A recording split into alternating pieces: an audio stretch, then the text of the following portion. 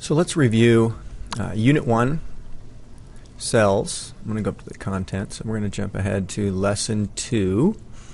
We're going to look at the lesson opener and talk about what you might get out of these. So we've got the structures inside these algal cells perform special functions to help the cells survive. Can you explain how a stadium and a cell are alike? How is a cell like a sports stadium? So here in your responses, you're gonna, if you've never been in a stadium before, think about, how people get in and get out, where people sit. Think about, places to get concessions. There's the field where things move around. There's, lights. There's energy. There's sound. There's anything you can think of in a stadium and how it functions. Hallways, walkways, locker rooms. And then come over to a cell and think about all those organelles that we've seen from the past, the mitochondria, the lysosomes. If you need to, look those up again. And then start to, in your responses, start to identify and connect the ideas. So like there's a main office in a stadium that controls what goes on, and there's a nucleus in a cell. There's bathrooms in the stadium. In the cell, there's lysosomes and vacuoles. There's places they store stuff. There's vacuoles in cells that store stuff.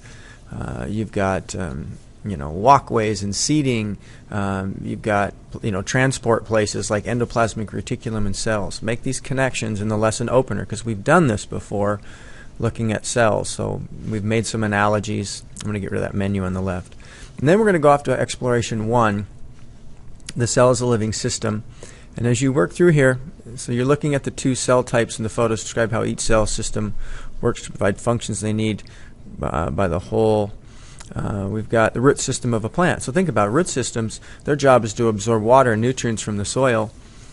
And, so you're going to need a place to store stuff like vacuoles and ways to transport stuff like endoplasmic reticulum, long skinny things and big round things.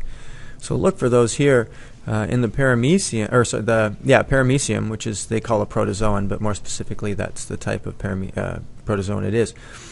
Its job, it needs to move around and eat. It has little flagella, little hair-like things that wiggle around. There's places to help it find direction. There's little vacuoles that help control the water, if it goes from like saltier water to fresher water, and how it controls that. There's an opening for materials to pass in and out, all over in the cell membranes. Think about these parts and how they help the cells function. When you get down to prokaryotic cells, so here are some of the structures. So which structure controls what goes in and out of the cell? Here's where you should identify the cell membrane is what allows them to do that. And why is it important to the function of the cell as a whole? So in your answer, just think about how would the cell get anything into it if it couldn't come through something? And if it was just sealed off like a plastic bag or something, then nothing could get in, so the cell couldn't survive. And also nothing could get out. Think about it. If you couldn't eat and you couldn't go to the bathroom, what's going to happen? That cell membrane serves that same kind of purpose. As you look through and you get down here to the animal cells, right, way more parts here. The first question, there's a plant cell. The question, cells of membrane and ribosomes. Okay. In order for a cell to even be alive, it has to have a membrane and ribosomes to make proteins. So chloroplasts, we're going to have a plant cell and cell membrane mitochondria, but no cell wall. That's an animal cell. The cell has a nucleus and a cell wall. Plant cell. So with prokaryotic, no nucleus, but they do have a membrane with ribosomes. We might get nailed on this one on the prokaryotic cell. Let's check, because membrane and ribosomes are also in plant and animal cells. So I'm going to switch that to not enough information. Chloroplast, definitely plants, a cell membrane and mitochondria, but no cell wall. Definitely an animal cell. Let's check. Boom, got it. Good thing I switched that one. Moving on, identifying differences between cells. Which cell structures do these bacteria cells contain? They have a cell wall, no nucleus, that's why they're prokaryotic, no chloroplast, they're not a plant, no mitochondria. They do have a cell membrane. Let's check.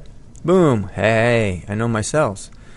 Which cell structures does this fish embryo contain? Fish embryo. Fish is an animal. So we've got a cell, no cell wall. That's plants and bacteria. It does have a nucleus. Not going to have chloroplast. It's not a plant. Mitochondria. It's an animal cell. It needs to eat. And it does have a cell membrane. Let's check. Boom. Look at us go. Which cell structures do most? The moss leaf. So now we're talking a plant. We can see the greenness there. So we're going to have a cell wall. We're going to have a nucleus because it's eukaryotic. We do have chloroplasts. There they are. We're going to look at those in class today. Mitochondria. We may cell membrane. They do cell. We're going to see if we get caught on this one because technically, oh, good. I was going to say plants still need to cellular respirate with some of the materials they get. So we got it, all of them. What primary role? Sometimes at middle school and elementary school level, they leave some of the exceptions out. Then there's you can get caught on some of these. So I'm glad we didn't. What primary role does each of the structures play? Cell membrane, that's transport things in and out of the cell. Cell wall gives it structure. Chloroplast, that we're talking photosynthesis, we've done a ton of that this year. Mitochondria, that's where cellular respiration takes place. That's the whole, sugar and oxygen and making energy. And the nucleus is that, control center, contains the DNA. So in your answers include those. How do moss leaves and fish differ? So they're going to differ by one has just a cell membrane, the other one has a cell wall. So the moss has the cell wall, the fish doesn't. The moss has the chloroplast, the fish doesn't. They both have cell membranes, they both have mitochondria, they both have a nucleus. And that's it. So that's a quick review. I know it took a while, but review your answers, see how you did. If you have any questions, talk to others, talk to me, and then we'll do this for each of the lessons that we do.